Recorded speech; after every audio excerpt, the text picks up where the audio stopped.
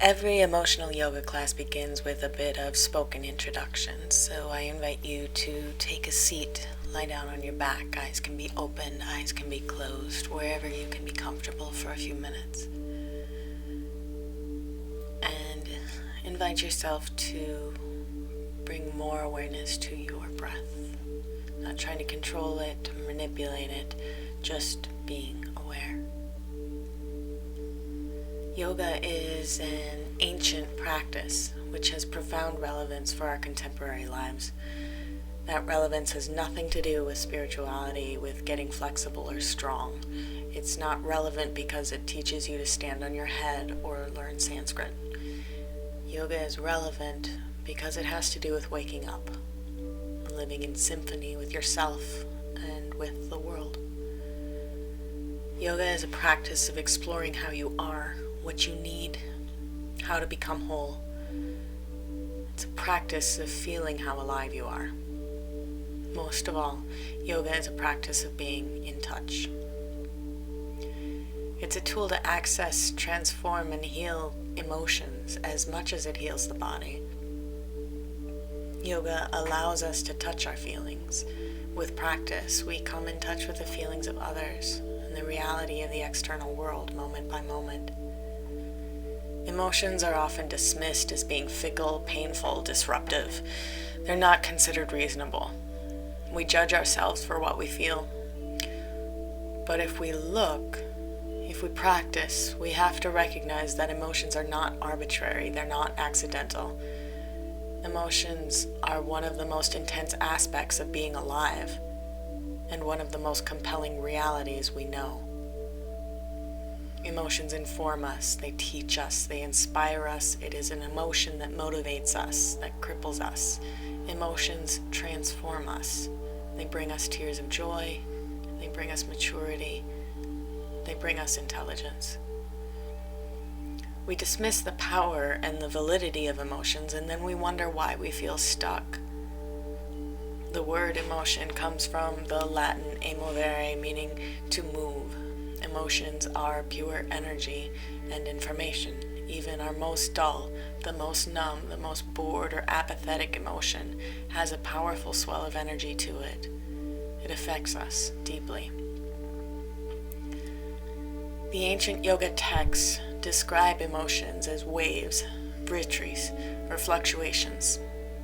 Any sensory perception, a smell, a sound, pleasure, pain, every cognitive thought, every desire, all of our goals, every belief can be traced to the waves and the tides happening across the field of the body-mind. The feedback loop goes back and forth, it goes both ways. It holds our memory and our intelligence in its fibers. It feeds us life. There's nothing wrong with any thought or any emotion. That idea that there is nothing wrong with any thought, any emotion, is revolution. We spend so much of our time trying to change the way we feel. Most human beings spend most of their lives feeling, I shouldn't feel this way. Yoga teaches us gently and consistently that there is nothing wrong with where we are and nothing wrong with what we happen to be feeling. It allows us to explore emotion, thought, and behavior in a safe way, tracing them back across our bodies and memories and expectations to their root.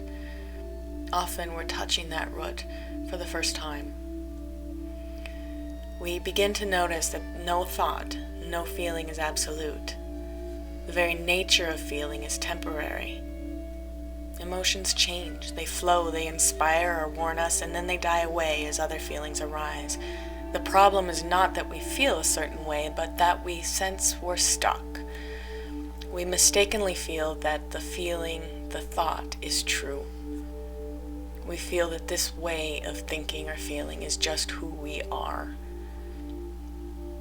As we learn to sit with each moment, we might feel heavy depression, so heavy it becomes difficult to think, move, maybe even talk.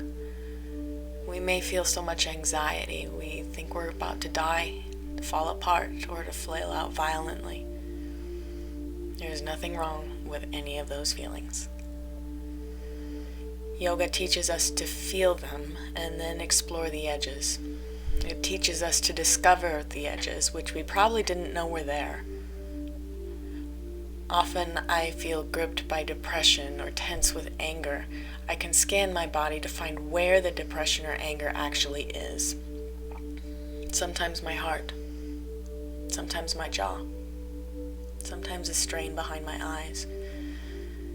But if I continue to scan my body, I can find parts that are not depressed, parts that are not angry. I can draw attention to the soles of my feet on the floorboards. I can feel the movement of the air with my skin. I can smell 5 or 10, 30 different things moment by moment. My depression might influence these things, distort them or filter them, but it does not cause them and it doesn't make them go away. They simply are, whether or not I'm aware of it. If I practice being aware, I have a place to rest.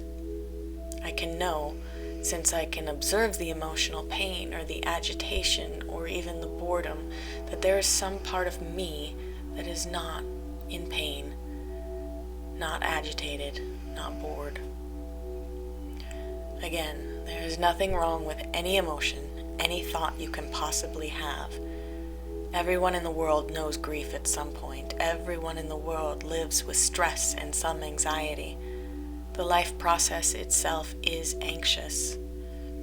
Our world, more than any other point in history maybe, is thick with reasons for sadness, anger, and hopelessness. The problem isn't that we feel those things. In fact, those things are honest and we need to honor them.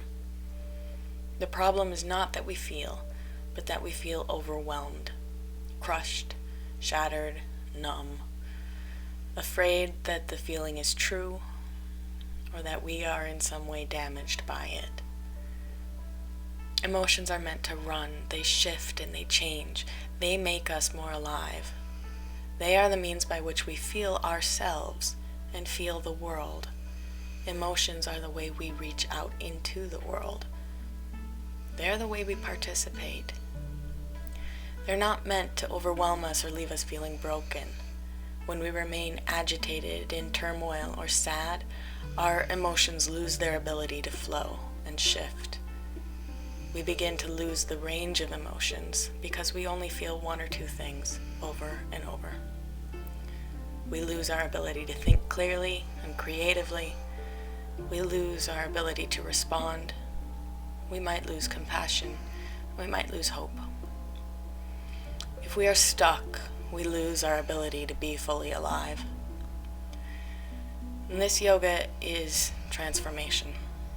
We use it as a place to feel what we feel, to discover again what we think and believe. We envision what it is we really want. We calm the emotional storms. In doing so, we return to that natural state of flow and rhythm and change and movement. We have internal strength when we go there. We have a natural process of growth. We have rhythms of play, learning, enjoying, overcoming. We have rhythms of rest. We are designed to be alive, to feel both grief and profound satisfaction, to have our laughter and our tears be embodied experiences. Once we become aware that the natural tug and flow of emotions is our source of aliveness, we are linked with that knowing, even when it gets hard. Even in sorrow, in grief, in deep fear, we're moving toward that unfolding. We anticipate and participate in it. We link our current self with the one we are becoming, and we fully mature the person we have been. This is the root of emotional stability, and it is with us even in the most troubled times. I don't want to offer something to make you feel better. I want to say it's okay for you to feel what you feel. That is where truth is, and that is where real life begins. You don't have to do anything special or learn anything in today's class. Just keep bringing your attention back to the way you are breathing and the way the breath moves your body. That's it. The rest of it just happens. It's just letting it happen, letting yourself be. always knowing that you can rest if you need to rest, stop if you need to stop. Feel free to tune into the sound of my voice or not. If you can practice for 5 minutes, if you can just do one thing, you might find it easier to keep going. This practice is nothing but starting and then starting and then starting. Just keep returning your attention to your breath, to the way you are moving. You will get distracted. Distraction is part of the process. Just notice that you've been distracted and return your attention to your breath and the way the breath is moving your body. Just keep returning to the breath. Notice and notice it again. Notice the breath and know that as long as you're breathing, no matter what you are feeling, no matter what you are thinking, as long as you are breathing, there is more right with you than wrong with you.